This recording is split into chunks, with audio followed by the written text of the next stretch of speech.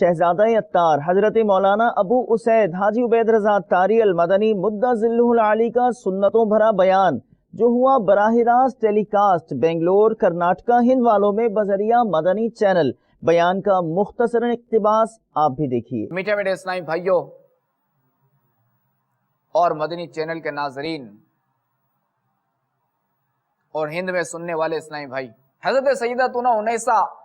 رضی اللہ تعالی عنہا فرماتی ہیں، مجھے میرے والد محترم نے بتایا میں بیمار ہوا تو سرکار علی وقار صلی اللہ تعالی علیہ وآلہ وسلم میری عیادت کے لیے تشریف لائے اور دیکھ کر فرمایا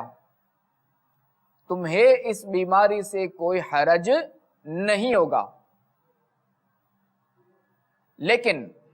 تمہاری اس وقت کیا حالت ہوگی جب تم میرے وصال کے بعد طویل عمر گزار کر نابینا ہو جاؤ گے۔ یہ سن کر میں نے عرض کی یا رسول اللہ صلی اللہ تعالی علیہ وآلہ وسلم، میں اس وقت حصول ثواب کی خاطر صبر کروں گا۔ آپ علیہ السلام نے فرمایا اگر تم ایسا کرو گے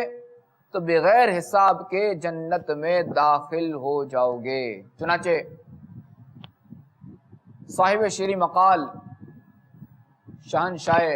خوش خصال صلی اللہ تعالی علیہ وآلہ وسلم کے ظاہری وصال کے بعد